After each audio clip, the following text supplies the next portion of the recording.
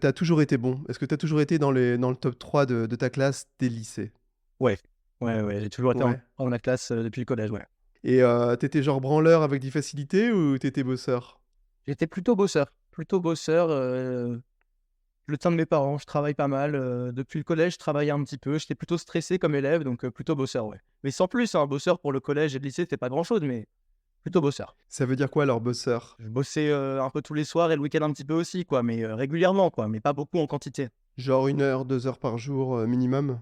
Bon, plutôt maximum, plutôt maximum. Et est-ce que quand t'es en classe, t'es super attentif? Quand j'étais au lycée, Ouais. que les matières que j'aimais. Non, non, il y avait des matières, tout le tronc commun là, ça passait un petit peu à la trappe. J'étais là sans être là, je bavardais, j'étais bosseur pour les contrôles pour avoir des bonnes notes, mais j'étais pas, j'étais proactif dans les matières qui me plaisaient, donc les matières scientifiques, mais non, le reste, sans plus. Tu penses que ces facilités-là ont été déterminantes pour garder un super classement après pour ta passe ou t'as dû totalement changer ta façon de faire? Je pense que les facilités, ça aide, c'est sûr, et on peut pas le nier. Par contre, contrairement à d'autres études comme par exemple, même si je l'ai pas fait, hein, j'imagine les prépas, tu vois, les prépas scientifiques, où là, il y a vraiment, une intelligence scientifique à avoir.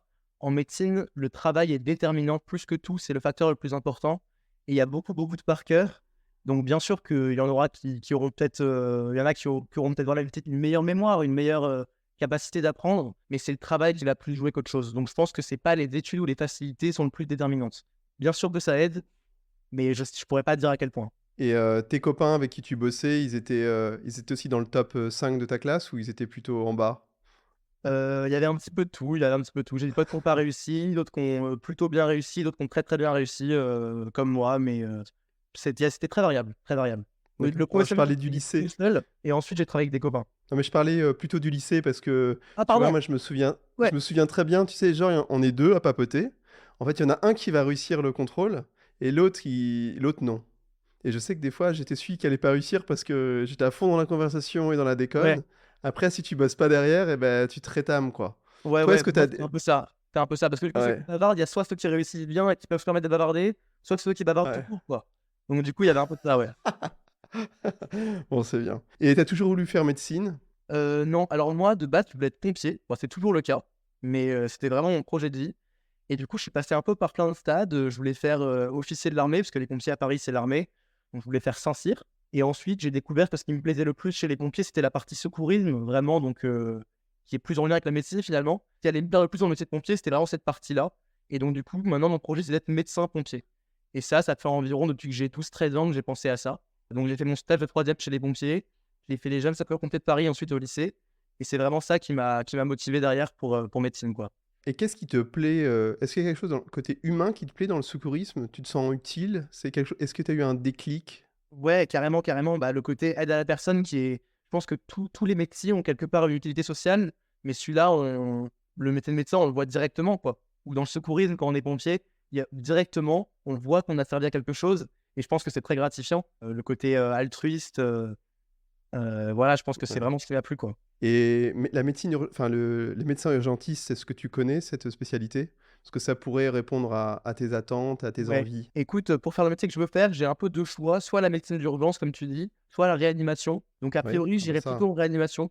C'est ce qui me fait le plus envie pour l'instant, parce que c'est une médecine un peu plus précise et scientifique, alors que les urgences, c'est plus général. Mais on verra bien avec les stages ce qui me plaira plus tard. la réanimation, ouais, c'est aussi de la plomberie, hein. Ouais, un petit Tu peu, ouais. verras. D'accord, donc une passion qui naît, très tôt et qui te quitte plus jusqu'à, Parcoursup. Ouais, exactement. Tu mets quoi comme choix Parcoursup et pourquoi PASS et pourquoi UP?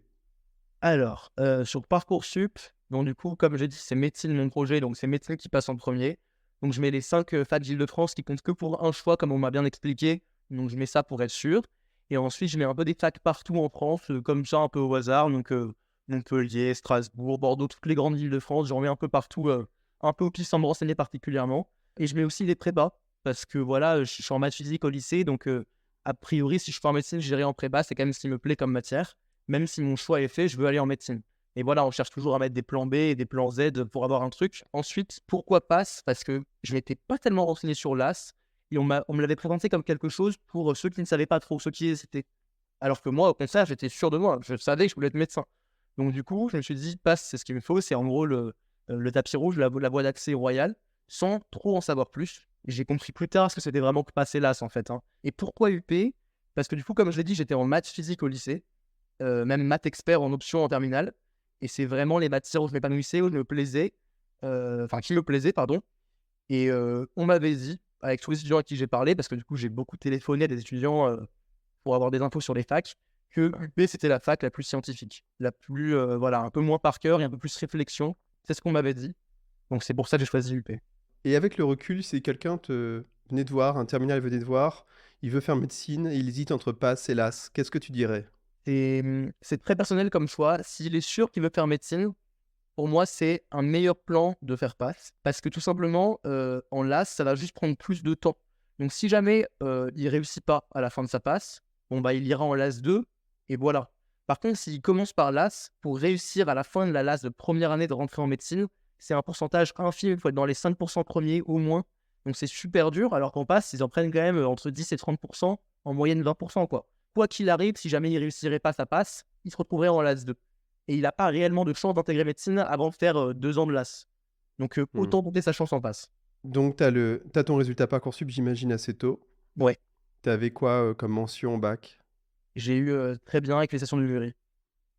Bon. Est-ce que tu savais que statistiquement, t'avais plus de chances d'y réussir Tu veux dire la pas plus passe? d'une bonne mention au Avec bac? la mention, Ouais. ouais. Oui, j'ai entendu Ça cette rassure? là, mais j'étais très très prudent parce que comme j'étais un bon élève, on me disait, voilà, on me disait si tu réussis pas, qui réussira, des phrases comme ça, parce que les gens savaient que j'étais bon élève. Moi, ça me plaisait pas plus que ça, parce que ça me mettait un peu la pression. Et chaque personne est différente, c'est un concours, il y a du hasard. J'étais pas particulièrement rassuré. J'étais pas du tout confiant en arrivant en passe, plus que les autres, malgré mes bons résultats que j'ai eus pendant ma scolarité. Donc du coup, je m'attachais pas trop à ce genre d'histoire. Et est-ce que tu as pris une prépa? Ouais, j'ai pris une prépa, ouais. Et pourquoi? Et ben là aussi, j'ai beaucoup appelé d'étudiants pour savoir un peu ce qu'il fallait faire. On m'a parlé de 2 choses, du tutorat qui était fait par les étudiants et la prépa par des profs, par des professionnels. Et on m'a tout de suite expliqué par des pourcentages, et là pour le coup, je m'attachais au pourcentage, vraiment aux probas, aux statistiques, quoi, qu'avec une prépa, j'avais plus de chances de réussir. Donc je me suis pas vraiment posé plus de questions. Mes parents aussi m'ont beaucoup supporté là-dedans. Ils m'ont accompagné en me disant que ça valait le coup. C'était que pour 1 an qu'il fallait faire cet effort financier-là, qui est quand même très important.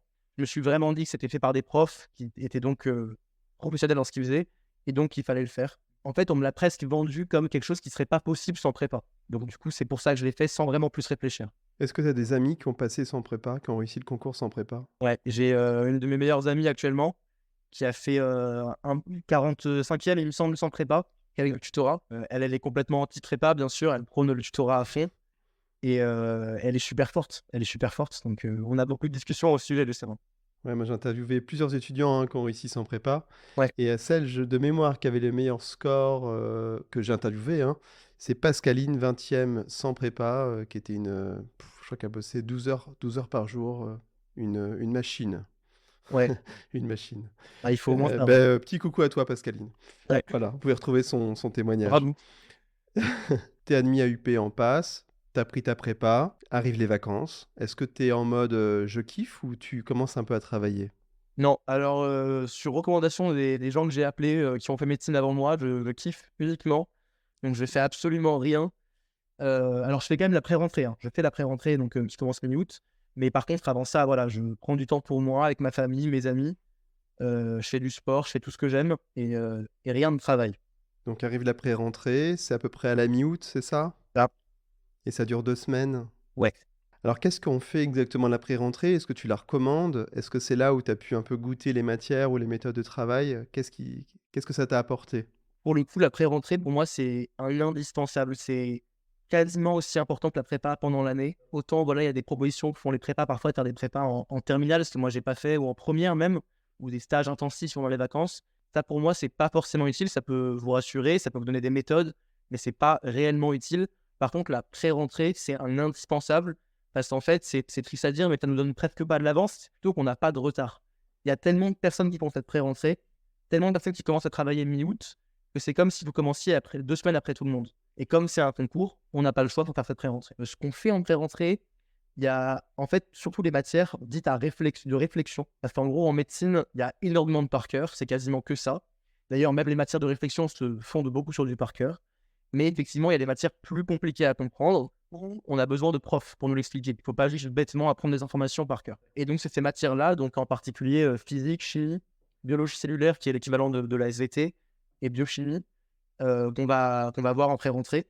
Et donc, en fait, on voit des fiches qu'on verra plus tard dans l'année, on prend de l'avance tout simplement. Et on a même un concours blanc à la fin de la pré-rentrée pour se mettre en condition. Donc ça, pareil, c'est des entraînements bonus qui sont super à faire. Tu t'es fait des potes à ce moment-là? Sans plus. Je me suis fait des potes, voilà. Mais voilà, potes. Pas d'amis ou quoi. Donc des connaissances, des potes, voilà, on est un peu stressé, on discute. Mais pas suffisamment pour ensuite travailler avec eux au premier semestre. Plusieurs fois, tu as dit que tu avais interrogé des étudiants. Comment tu les as trouvés? Là, pour le coup, faut se creuser la tête. Donc, faut demander aux frères et sœurs de ses potes. Il y a beaucoup de vos potes qui ont des grandes sœurs ou des grands frères qui ont fait médecine. Ça peut arriver. Et sinon, dès que vos parents ont des invités chez vous, vous demandez, mais ils font quoi aux enfants? Et un jour, ils prennent médecine. Et dès qu'il y a un truc comme ça, faut demander le contact. Faut vraiment être proactif là-dedans pour appeler le plus de monde possible, pour avoir le plus d'infos possible. Moi, j'avais aussi la chance, je vais pas le dire, dans ma famille, d'avoir quelques médecins dans ma famille très lointaine. Mais pareil, du coup, je pouvais les appeler. Après, faut faire gaffe parce que ceux qui ont fait médecine et qui ont 50 ans, ils sont moins au jus de ce qui se passe actuellement. Mais ça reste toujours intéressant, hein. Mais c'est mieux d'avoir des étudiants, voilà, ou mieux qui sont post-réforme, parce qu'il y a une réforme il n'y a pas très longtemps. Et en tout cas, voilà, des étudiants relativement jeunes, quoi. Merde, je me sens plus du tout dans cette catégorie-là. Et puis, est-ce Me qu'on... demandez pas de conseils, hein, je vous dirai que de la Ouais, merde. voilà. Est-ce que pour toi, cette période de questionnement, de mieux comprendre ce qui allait t'attendre, est-ce que ça t'a juste rassuré ou finalement ça fait partie aussi de ta réussite? Je pense que ça fait partie de ma réussite parce que je me suis préparé à quelque chose de très difficile. En fait, j'ai parlé à beaucoup de monde, donc j'ai eu beaucoup d'infos différentes, mais j'arrivais pas vraiment à me les imaginer. C'était quelque chose de très flou. Je suis arrivé avec beaucoup d'innocence finalement en passe. Je savais pas tellement ce qui m'attendait malgré toutes ces personnes que j'ai appelées. Ce que je savais, c'est que ça allait être très dur, j'allais devoir beaucoup travailler. Et donc, je suis vraiment arrivé avec beaucoup de détermination. Je savais que ça allait être dur, qu'il allait falloir passer cette année. Je suis pas venu là en me disant que peut-être que ça allait être intéressant ou chouette. Je suis venu là en mode compétition envers moi-même. Je veux dire, il va falloir se battre, travailler très très dur pour réussir. Ça va être pas forcément le bon moment, mais c'est pas grave, c'est le processus. Finalement, même si j'ai appelé toutes ces personnes, toutes les infos qu'ils m'ont données, c'était un petit peu presque anecdotique. Ça m'amusait de les entendre. C'était intéressant pour moi, mais j'arrivais pas parce que j'ai pas eu en fait des méthodes de travail, des emplois du temps type. C'était plutôt des infos un petit peu éparpillées sur les matières, sur ce que j'allais faire, mais rien de très précis. Et du coup, j'arrivais pas vraiment à me les imaginer, quoi, ces informations. Rien de mieux que d'être directement dans le bain et de voir un petit peu à quoi ça ressemble en vrai, quoi. Ouais. Alors, maintenant, après ce petit échauffement de près de 15 minutes, on va passer au semestre 1. On va même arriver le jour de la rentrée. Est-ce que tu as essayé d'aller en cours à la fac ou directement tu étais en mode sur la plateforme numérique? Comment tu as choisi tout ça?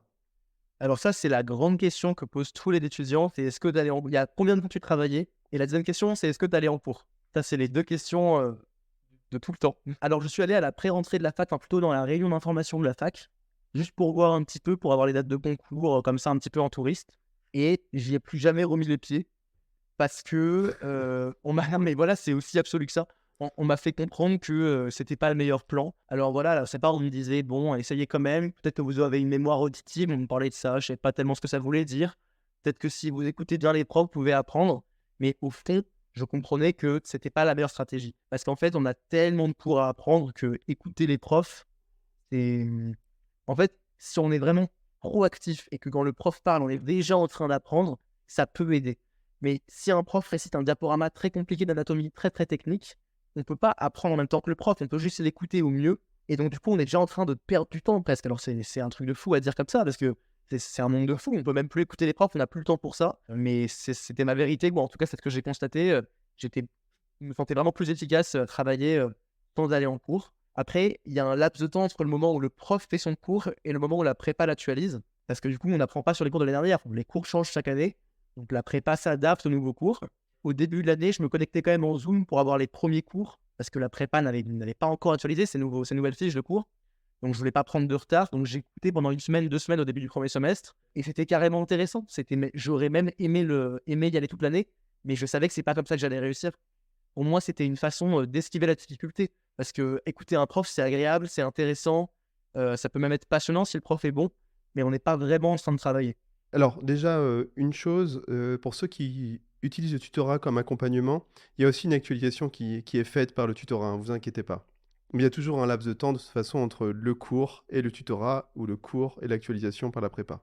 Donc c'est à peu près pareil. Ouais. 2e chose, est-ce que tu as parlé de Zoom? Je pensais qu'à UP, c'était un portail numérique qui s'appelait le Moodle. C'est plus ça? Ou tu Ah disais oui, Zoom pardon, pour les non, cours c'est de bien ta d'accueil prépa? langage. Non, c'est un portail Moodle. T'as raison, t'as raison. Ouais. Oui, OK, d'accord. C'était une petite question comme ça, OK. Tu étais dans quel état d'esprit quand tu es arrivé en passe au semestre 1? Est-ce que tu étais en mode warrior? Tu m'as dit oui, tu étais, extrêmement motivé et est-ce qu'il y a eu un moment de prise de conscience, de difficulté après cette énergie forte que tu avais?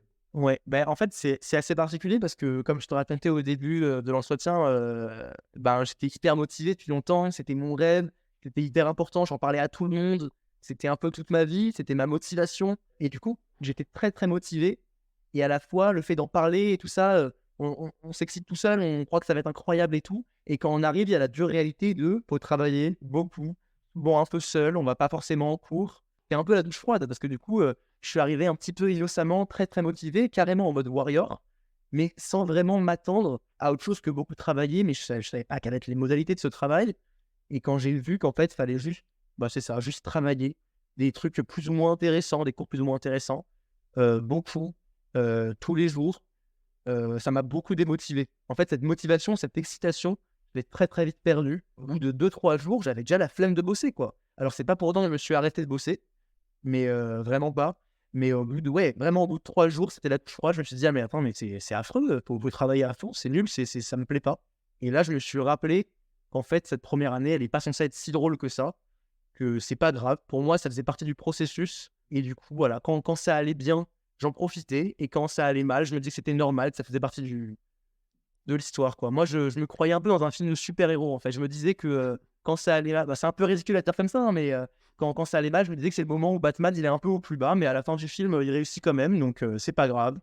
Ça fait partie du truc et que peut-être que les autres qui se sentent mal parce que, pour le coup, j'avais conscience que tout le monde passait plus ou moins par des états de bah, voilà, des états un peu plus, déprimés et tout et que dans ces moments-là, c'est justement là où on fait la différence. C'est là où nous, on ne s'arrête pas de travailler. Et ça arrive de passer par des moments comme ça. On peut prendre un petit peu de temps pour nous et ensuite on se remet à travailler et c'est ça qui fera la différence. T'as jamais souffert de la solitude? Si, si, si, beaucoup. Beh, comme je t'ai dit en pré-rentrée, j'ai pas réussi à créer des liens très solides avec les gens parce que, voilà, on écoute les profs, les cours, ça va très vite. C'est plus le lycée, ça va vraiment plus vite. Les matières à réflexion, du coup, elles sont techniques, hein. C'est pas, les matières par cœur qui s'apprennent finalement, c'est long à apprendre mais facile à comprendre. Là, c'est aussi difficile à comprendre, quoi. C'est de la physique et de la chimie pas si simple. Donc du coup, on écoutait les profs, on était attentifs et finalement, on n'avait pas tellement de temps pour parler entre nous, à part de nos petits stress en disant: «Dis donc, pourquoi tu fais médecine toi?» mais sans plus, quoi. Et du coup, j'ai passé tout mon premier semestre à travailler tout seul chez moi, même pas en BU et donc du coup, ça a été très dur. Je travaillais dans ma chambre, à l'endroit où je dormais, donc en fait, je bougeais pas tellement de ma chambre et ça, c'était carrément la déprime, ouais. Parce que du coup, j'étais très seul. Alors par contre, j'étais très entouré de mes parents. Donc ça fait carrément la différence. C'est super, mais ça remplace pas non plus des amis, c'est autre chose, quoi. Bien sûr, bien sûr. Donc énormément de motivation au début, mais en fait, c'était un feu de paille.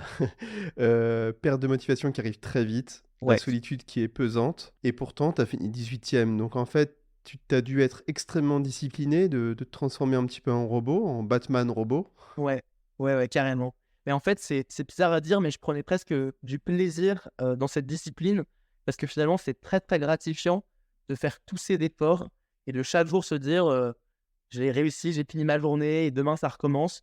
Donc des fois, ça en fait, ça dépend. Ça peut provoquer, une petite déprime du soir de: «Oh là là, demain ça recommence, faut que je me relève, faut que je recommence à faire tout ça».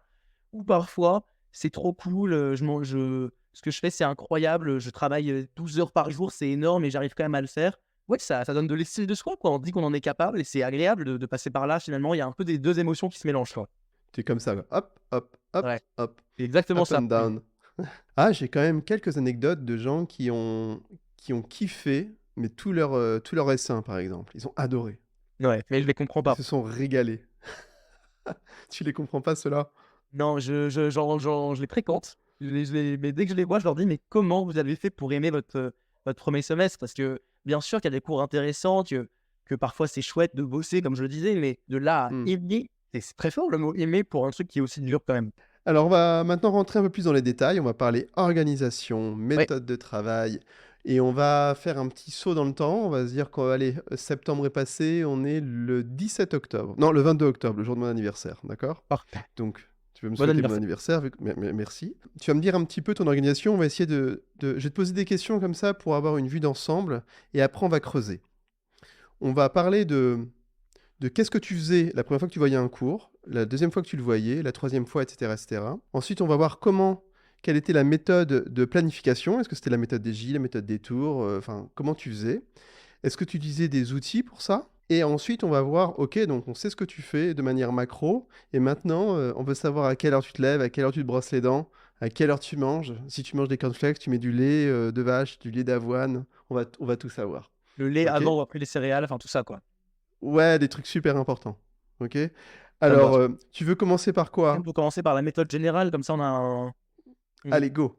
Alors, du coup, ma méthode, c'était la méthode des J, la fameuse, pas très originale. C'est comme ça que je planifiais mes révisions.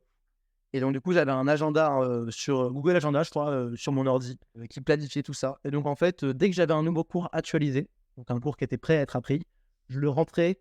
Si on était lundi, on va dire que c'était lundi 22 octobre. Je le mettais lundi et j'écrivais à côté J1. Et puis ensuite, mercredi, J3. Et puis, ainsi de suite, ainsi de suite. Et du coup, en fait, quand je me réveillais, j'ouvrais mon agenda et j'avais marqué deux nouveaux J1, deux nouveaux cours que je dois faire aujourd'hui. J'avais deux cours de physique qui étaient des J3, un cours en J5, un cours de J10 et je sais pas quoi.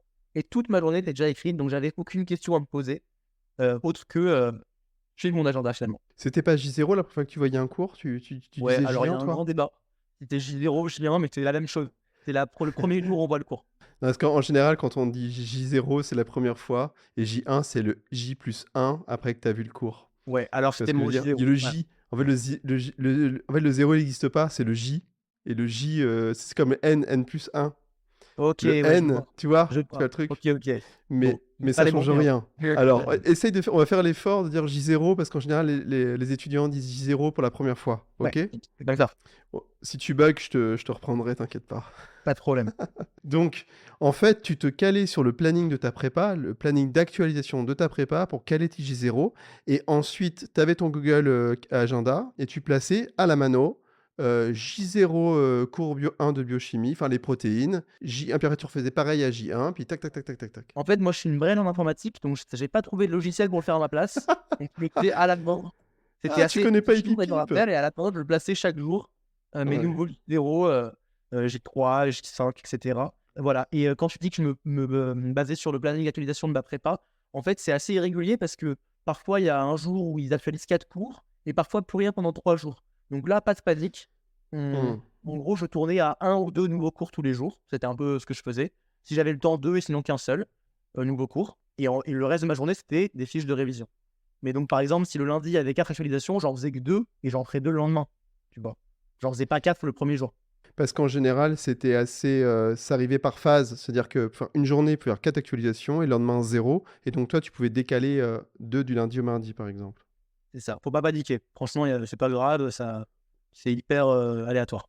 Eh ben, je pense que c'est un très bon conseil que tu donnes, de se caler sur le planning de la prépa, de la fac ou du tutorat, pour donner un rythme.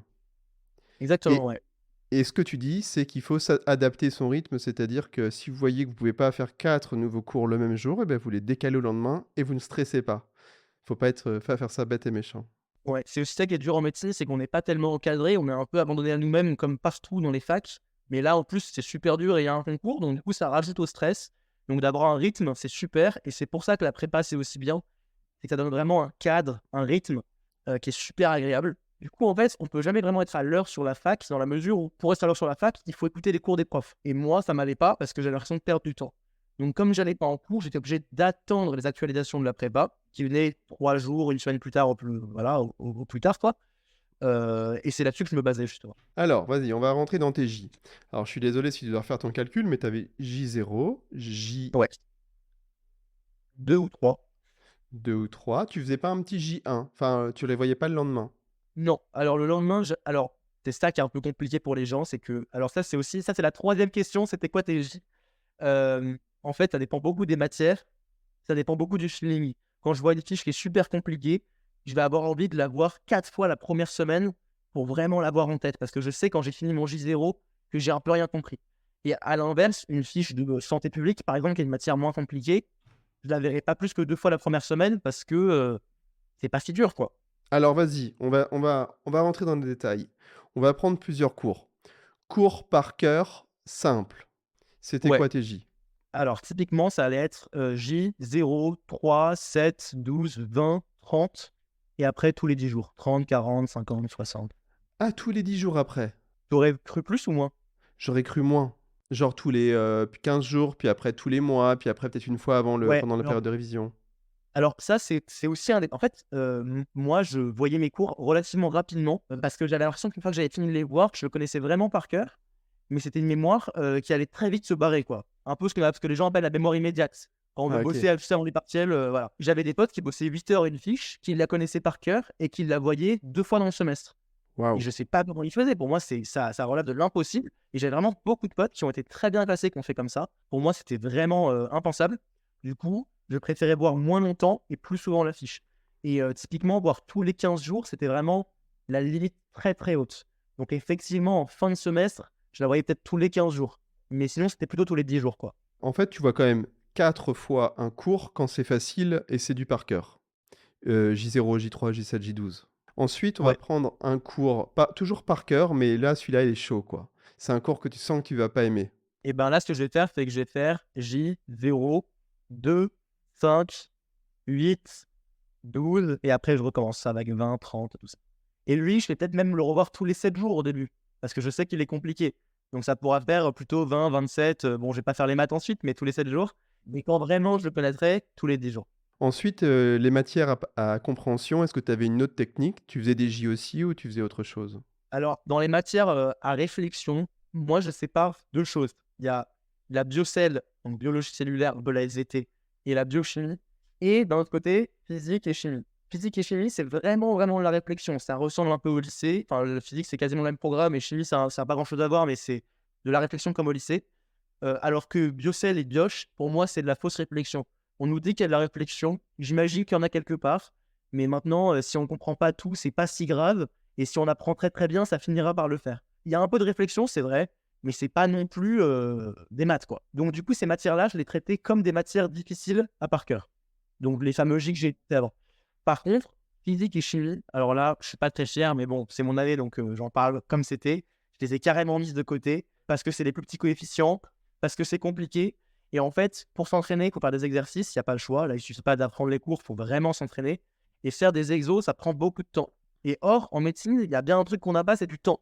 Donc du coup, je me suis dit, hop, ça dégage, physique, chimie, on oublie. Alors, pas complètement non plus. Je faisais mes séances à la prépa. Je me faisais des fiches de notes pour avoir voilà, des sortes de méthodes que vous passez à la prépa pour contourner un peu les difficultés des QCM, parce qu'on n'a pas le temps de comprendre vraiment en profondeur le cours. Et donc, si on comprend superficiellement avec des méthodes, on peut s'en sortir. Et c'est là aussi où la prépa est super, parce qu'on nous donne des méthodes pour ça. L'idée initiale, c'était de voir physique 1 heure le soir le lundi, chimie 1 heure le soir le mardi, et comme ça, tous les soirs en alternant. Mais en fait, je m'y tenais pas du tout, parce que j'arrivais pas vraiment à finir mon programme tout long. Donc, ça finissait par sauter quasiment tout le temps. Donc, je devais faire 2 heures de physique par semaine et 3 heures de chimie, quoi. Ah ouais, c'est pas beaucoup. Donc en fait, Et tu as pour fait le un coup, peu de la c'était pas stratégie. la méthode DJ. La physique et la chimie, je la voyais voilà, un peu sur la méthode emploi du temps, c'est-à-dire de 22 heures à 23 heures, physique ou chimie, quoi. Sauf que du coup, ça sautait à chaque fois. Peau physique, chimie. Et t'as fini combienième en physique et en chimie, tu sais? Tu t'en souviens? Alors, chimie, j'ai vraiment mis un coup d'accélérateur, notamment grâce aux méthodes avant le concours. Et je suis arrivé 50e. J'ai vraiment bien réussi la chimie. Par contre, physique, c'est mon pire classement. Je suis arrivé 430. Donc, j'ai limité la casse, quoi. C'était un sujet qui était très compliqué. Et a posteriori, en fait, le sujet était tellement dur que même si j'avais vraiment travaillé, je n'aurais pas forcément mieux réussi.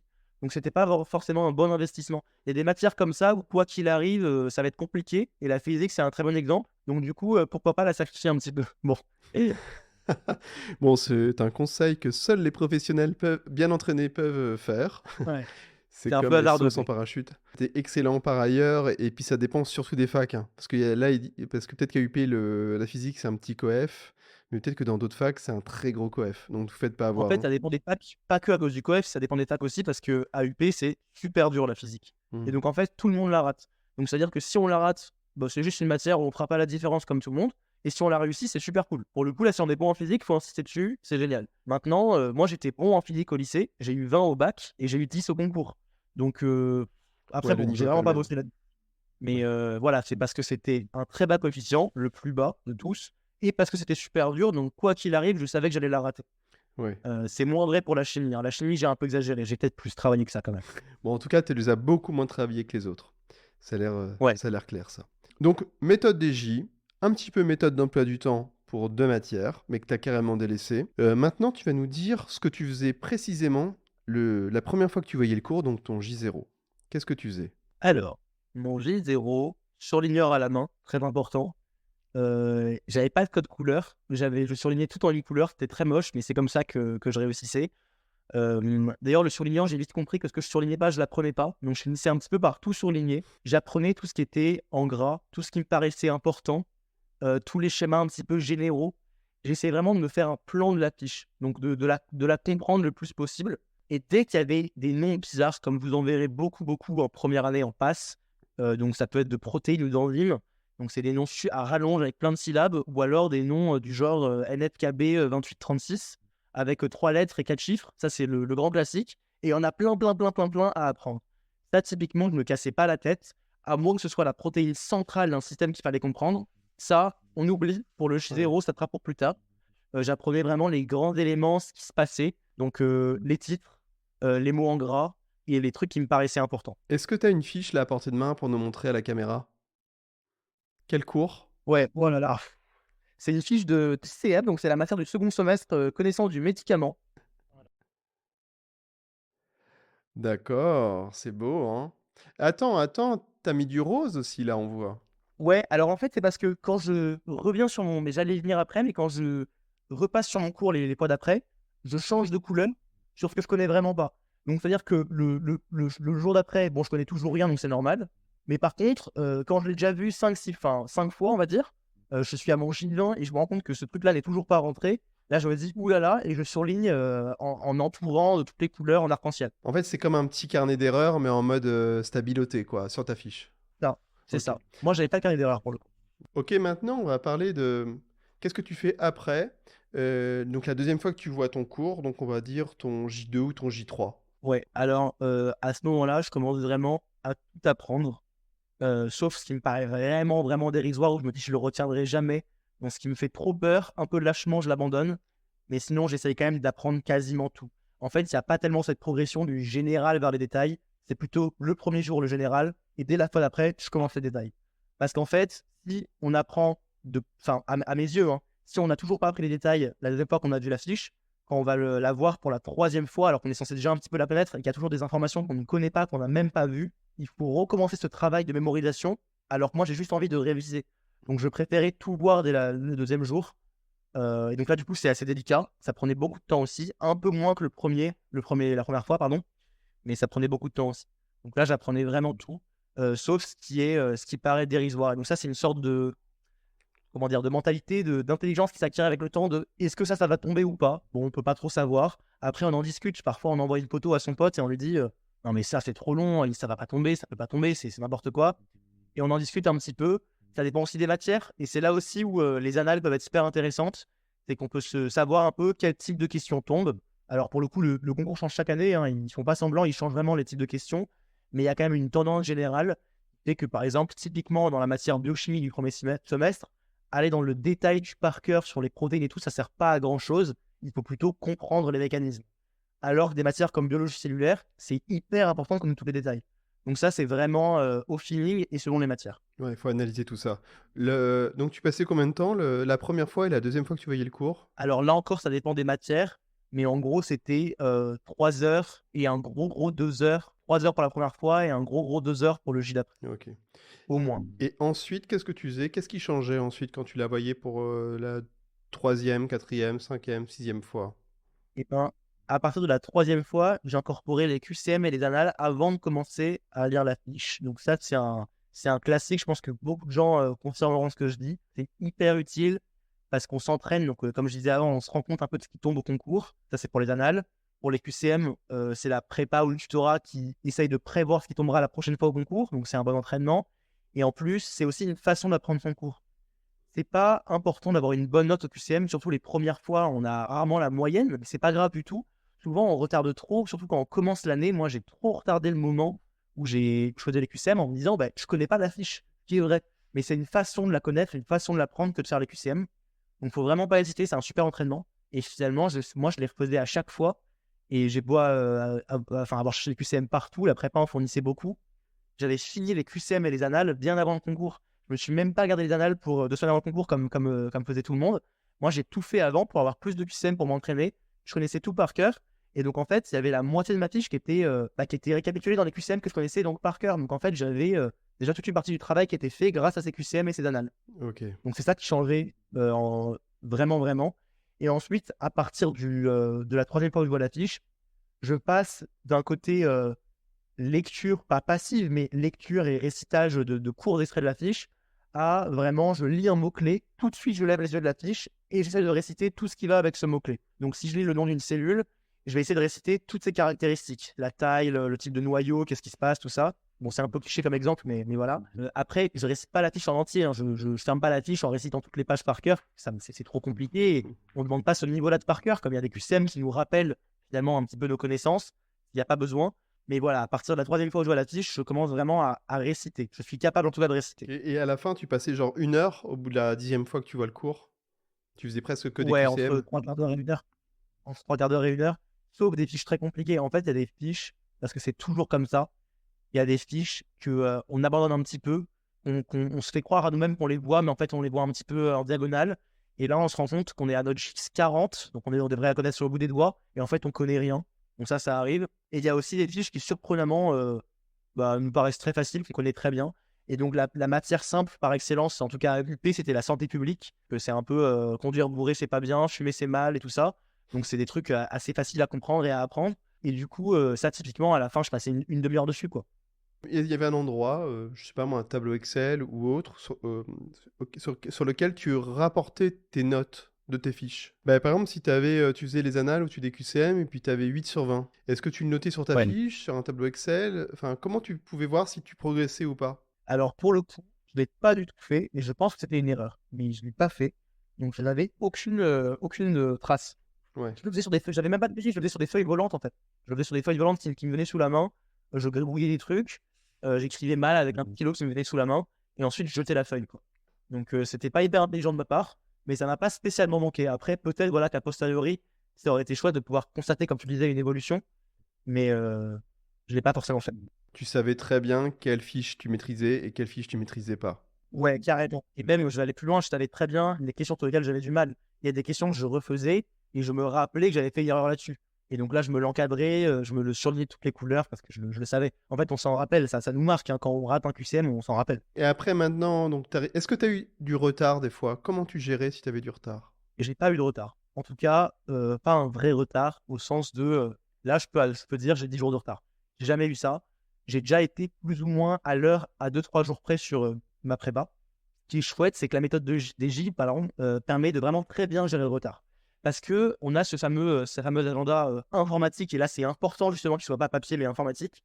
Et en fait, si je vois que je suis en retard et que je ne pourrais pas finir mon programme de la journée, je décale ce que j'ai pas pu faire aujourd'hui à demain. Et c'est pas grave du tout, ça arrive à tout le monde. Ça m'est arrivé plein de fois. Et à l'inverse, si je suis en avance, je décale les J du lendemain à aujourd'hui. Parce qu'en fait, c'est hyper aléatoire. Comme je l'ai dit, quand je reçois un cours, je l'écris, je le mets sur mon agenda. Mais du coup, il y a des jours où il y a 5 cours à faire et des jours où il y a 20 cours à faire. Et personne ne peut faire 20 cours en un jour. Donc du coup, il faut après répartir un petit peu et pour mieux répartir le truc. Maintenant, j'ai pas eu de vrai retard et je me tenais à voir 1 ou 2 nouveaux cours tous les jours et c'est largement suffisant. Et c'est en fait ça qui rend le truc désagréable, c'est qu'il y a un moment où les cours qu'on revoit, on finit par être confiant, on sent qu'on les connaît, c'est agréable, c'est satisfaisant, enfin on les connaît, mais il y a tous les jours des nouveaux cours à apprendre et c'est ça qui nous met dans le mal en fait, c'est ça qui est compliqué. Eh bien, on va arriver maintenant à la période où il n'y a plus du tout de cours, c'est la période de révision. Comment tu l'as vécu, toi, cette période-là? Je l'ai vécu assez sereinement parce que j'avais eu des concours blancs dans ma prépa qui s'étaient très bien passés. Alors le stress n'est jamais parti, hein, c'est sûr, mais par contre le vrai stress de je sais pas du tout où j'en suis par rapport aux autres parce que profondément je ne savais pas, il s'est vraiment barré. Parce que je me rendais compte que j'avais complètement ma carte à jouer. Cette période de révision, du coup, j'ai fait la fameuse méthode des tours et aussi le grand classique. Donc en fait, on revoit les cours qu'on connaît. Donc moi, je Je me les suis tous écrits sur une feuille A4 blanche, en colonne par matière, et je mettais un petit trait avec mon stylo une fois que je l'avais vu. Ceux avec lesquels j'avais plus de mal, je les voyais 3 fois, et sinon je les voyais 1 ou 2 fois. J'ai eu le temps de faire entre 2 et 3 tours de programme. Et par contre, les derniers cours les plus anciens, juste avant enfin du coup non, pardon, les plus récents, juste avant la période de révision, c'était une méthode DJ, mais que j'avais pas du tout abouti. J'avais juste fait J1, J3. Donc là, par contre, je les voyais quasiment tous les jours parce que je savais qu'il fallait les connaître pour le concours. Mais en tout cas, sur mon état mental, ça allait. J'étais plutôt détendu et surtout motivé comme jamais, quoi. Je dis ça, mais maintenant, je me rappelle quand même que j'étais, pour le coup, très déprimé. J'étais très, très discipliné, très motivé à continuer à travailler. Mais par contre, j'en pouvais plus. Donc, j'étais pas stressé. Par contre, sur le plan de la fatigue mentale, j'en pouvais plus. Vraiment, j'en pouvais plus. Travailler dans ma chambre, c'était trop. Parce que du coup, j'ai fait tout mon premier semestre dans ma chambre tout seul. Donc du coup, j'ai changé, j'en parlerai après peut-être au second semestre. Mentalement, c'était vraiment, vraiment dur à la fin. Parce que ça s'arrêtait pas, c'est super long. Et comment ça se manifestait concrètement? Genre, t'es juste déprimé ou enfin... Alors, au premier semestre, surtout au début, franchement, je devais pleurer tous les 2-3 jours. Hein. Franchement, ouais, un truc comme ça pendant au moins un mois. Parce que juste, j'étais désarmé face à tant de difficultés. Voilà, pour le dire comme ça. Et ensuite, j'avais pas le moral, j'étais pas spécialement heureux ou épanoui dans ce que je faisais. Et ça contrastait beaucoup avec ma vie parce que j'ai toujours été quelqu'un de hyper jovial, hyper heureux. Je le suis à nouveau.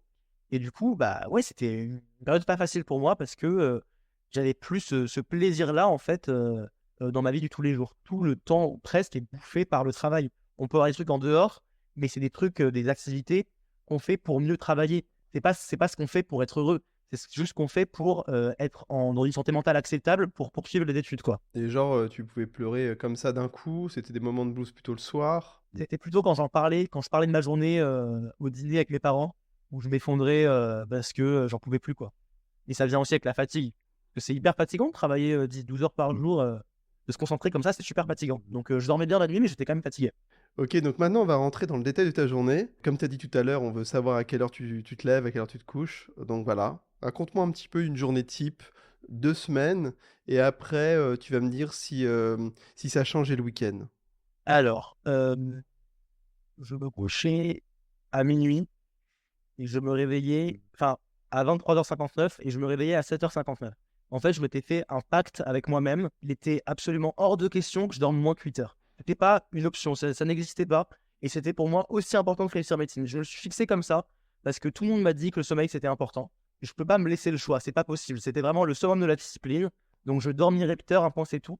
Et donc sur mon téléphone, quand j'allumais le réveil, il y a écrit le réveil sonnera dans, et il fallait sous aucun prétexte qu'il y ait marqué moins que 8 heures.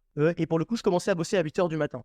Et donc, du coup, je me réveillais 1 minute, mais vraiment au chronomètre avant de commencer à bosser, parce que je voulais optimiser mon temps de sommeil et j'avais pas envie de passer le peu de temps libre que j'avais à dormir. Donc, il y a des gens qui ont besoin de se préparer le matin, de prendre leur temps, et c'est ça leur temps libre dont ils profitent. Moi, ça, j'ai complètement zappé. Donc, je sortais de mon lit, j'ouvrais les yeux et je m'asseyais sur mon bureau pour commencer à travailler. Donc, c'est un peu la déprime pour le coup, c'est pas un chouette réveil, mais voilà, faut se mettre dedans. Donc, du coup, à 8h pétant, je commence à bosser. Et là, je fais comme premier truc, un truc qui est un peu stimulant. Si on fait une matière trop dure au réveil, surtout que je me suis réveillé, donc je vous rappelle, il y a 1 minute, c'est trop compliqué.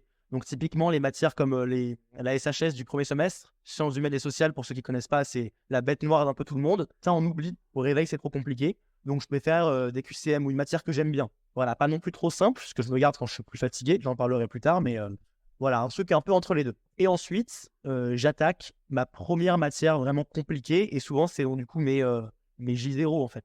Même si c'est pas une matière compliquée, un J0 c'est forcément dur parce qu'on ne connaît pas la fiche. Donc je fais ça. Et c'est aussi le moment où je vais me chercher peut-être un petit bol de céréales parce que j'ai pas mangé le matin. Donc je mange devant ma fiche. Et je fais ce J0. Si j'arrive à faire 2 J0 dans la matinée, c'est super. Les pauses, je les prenais un petit peu quand je voulais. C'était des pauses qui duraient 10 minutes, un quart d'heure. Et je les prenais quand je voulais. C'était souvent entre les cours. Donc, enfin, même tout le temps entre les cours. Donc, typiquement, je faisais un cours un peu simple. Ensuite, mon premier J0 de la journée. Je prenais une pause d'un quart d'heure. Et je faisais mon deuxième J0 de la journée. Là, il était environ 13 heures. Et je prenais au début du semestre 1 heure pour manger, puis 3 quarts d'heure, et à la fin, c'était une demi-heure. Donc là, je mangeais souvent avec mon téléphone. En fait, ça c'est important à dire aussi, je pense, pour les gens. Moi, j'avais plein de passions avant médecine, que j'ai toujours d'ailleurs, mais du coup, que j'ai un petit peu laissé de côté pendant médecine. Et je m'étais dit que moi, je fais du violoncelle, par exemple. Je fais aussi un peu de muscu chez moi. Je me suis dit, bon, bah, pendant mes pauses, je ferai du violoncelle. Je ferai sans pompe. Et en fait, je l'ai tenu les 2 premières semaines. Il faut une telle motivation, une telle discipline pour enfin plutôt une discipline, c'est plutôt ça le terme, pour médecine, que toute l'énergie mentale qu'on va utiliser pour se motiver à faire autre chose, c'est quasiment de la motivation gâchée. Et donc en fait, même si c'est sur le plan scientifique, faire de la musique ou faire du sport, c'est bien, ça nous défoule et tout, on n'a pas entre guillemets ce luxe-là parce on a tellement toute notre énergie qui est consacrée pour médecine, qu'en tout cas, faire ça au moment des pauses entre 2 cours, c'est à mes yeux pas le plus indiqué. Du coup, j'étais franchement sur mon tel, sur YouTube, sur Netflix, pour 10-15 minutes.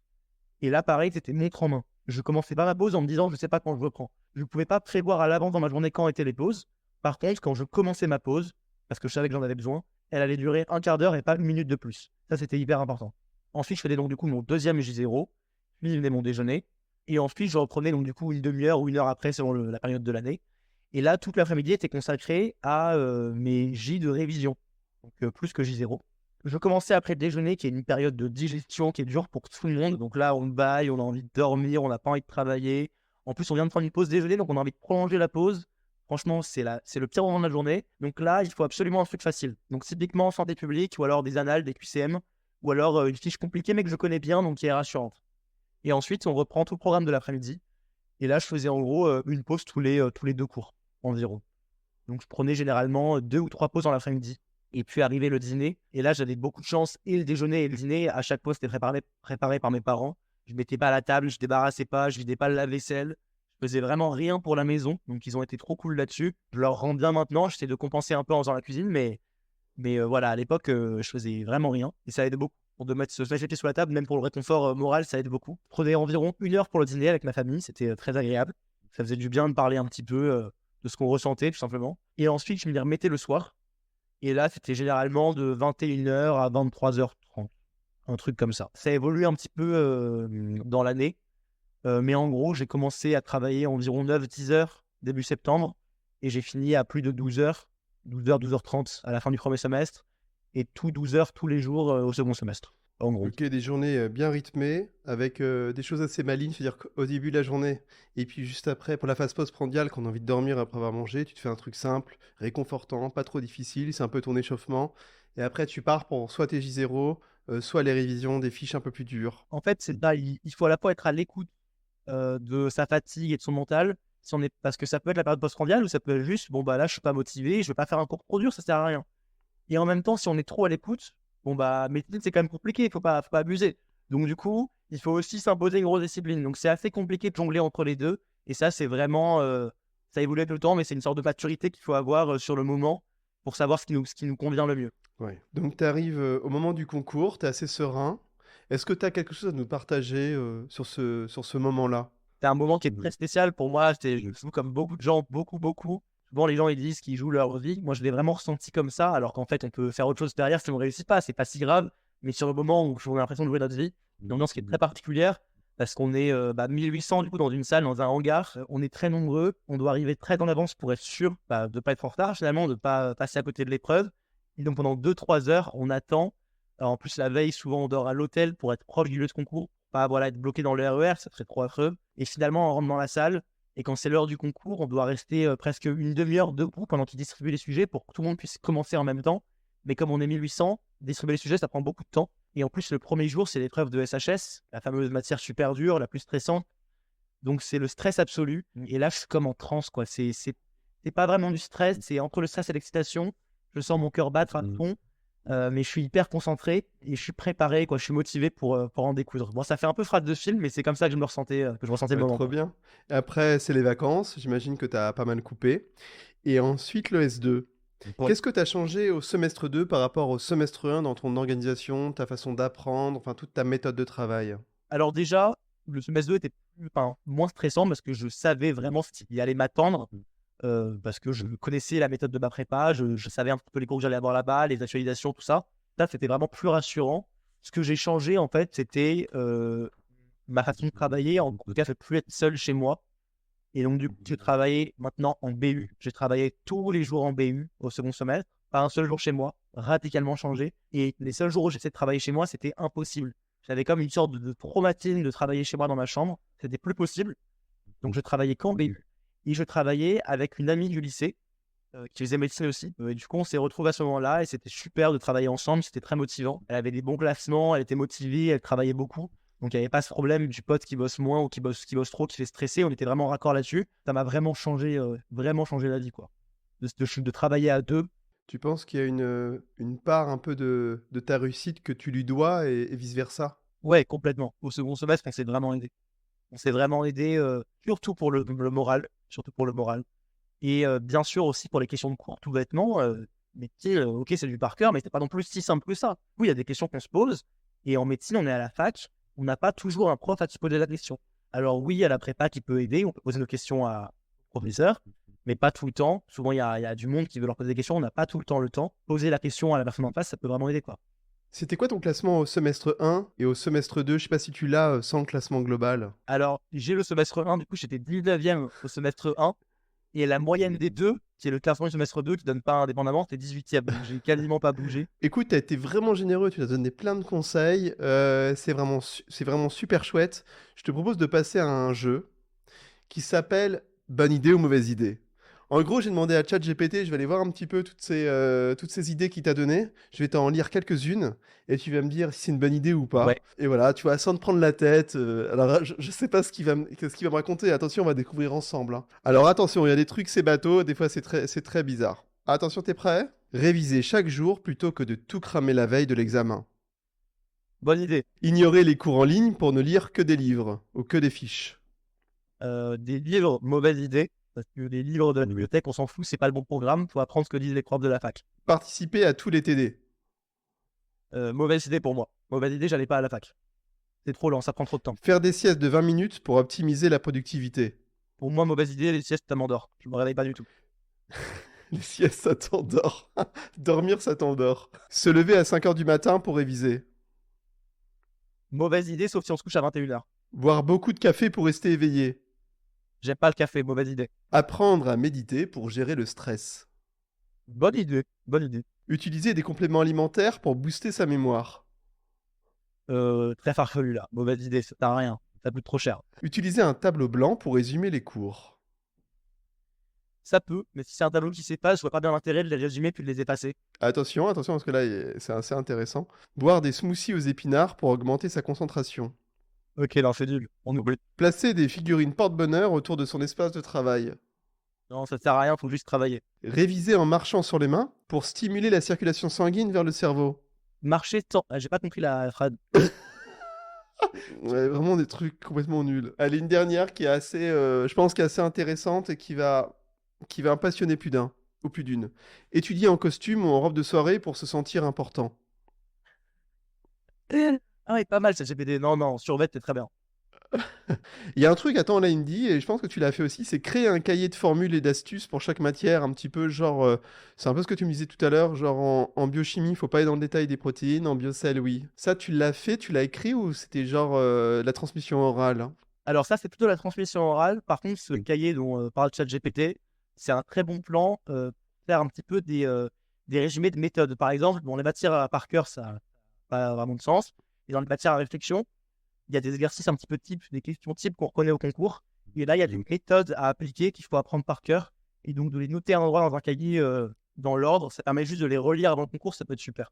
Est-ce que ça, tu peux le partager ou t'as pas le droit? Mon cahier de méthode, Ouais. alors, je sais juste pas où il est, quoi.